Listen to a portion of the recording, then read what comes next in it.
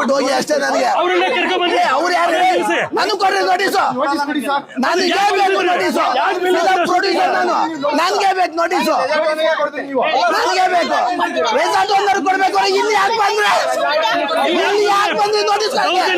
ನನಗೆ ನೋಟಿಸ್ ಕೊಡಿ, ನನಗೆ ನನಗೆ ನೋಟಿಸ್ ಬೇಕಾಯ್ತಾ? ನನಗೆ ನೋಟಿಸ್ ಬೇಕು. ಯಾರು ಕೊಡ್ತೀರಾ?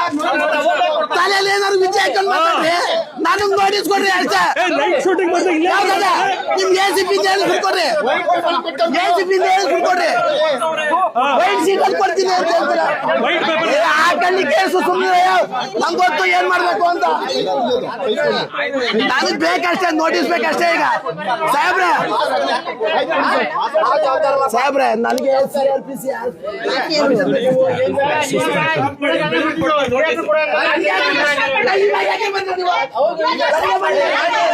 ಯಾಕ್ರಿ ಬರ್ತೀರಾ? ಶೂಟಿಂಗ್ ಬೆಳಗು ಮಾಡ್ತೀರಿ. ಕೇಳ ರೈಟ್ಸ್ ಯಾರು ಇಲ್ಲ.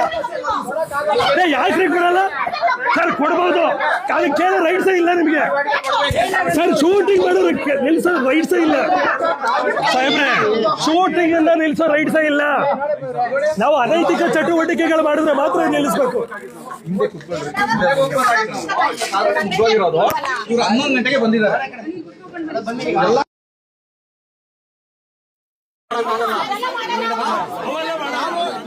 ಎಷ್ಟು ಬಾರ್ಗಳಿದೆ, ಎಷ್ಟು ಬಾರ್ ಮಕ್ಕಳು 12 ಗಂಟೆ ಎಲ್ಲ ಯಾರು ಕ್ಲೋಸ್ ಮಾಡ್ತಾರೆ. ಒಂದೇ ಒಂದು ಶೂಟಿಂಗ್ ಒಂದು ಕಾನೂನು ಬಗ್ಗೆ ಮಾಡ್ತಾ ಇರೋದು.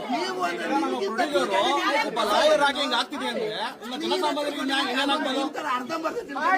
ಕಾನೂನು ಗೊತ್ತಿರೋರಿಗೆ ಈ ತರ ಮಾಡ್ತಾರೆ. ಕಾನೂನು ಗೊತ್ತಿಲ್ಲದವ್ರಿಗೆ ಯಾವ ರೀತಿ ಮಾಡಬಹುದು?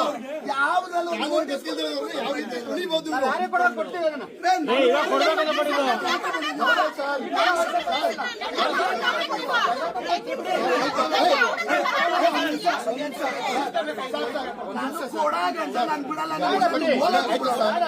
ಕೊಡೋರಿಗೆ ಕೊಡ್ತೀನಿ ಎಲ್ಲ ವಿಡಿಯೋ ಆಗಿದೆ.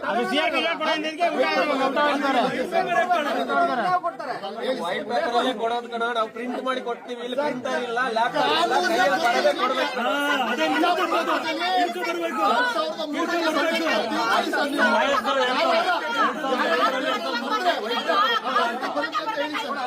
ಆದೇಶ ಕೊಡಿ, ಆದೇಶ ಕೊಡಿ. ವೈಟ್ ಪೇಪರ್ ಅಲ್ಲೇ ಕೊಡೋದು ನಾವು.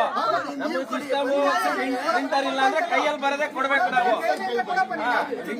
ಕೈಯಲ್ಲಿ ಮತ್ತೆ ಕೈಯಲ್ಲೇ ಬರೋದು ಸೇಮ್ ಮಾಡ್ಬೇಕು. ಕಾನೂನು ಕೇಳುತ್ತೆ, ಯಾವ ಕೋರ್ಟ್ಗೆ ಕೊಡ್ತೀವಿ ನಾವು.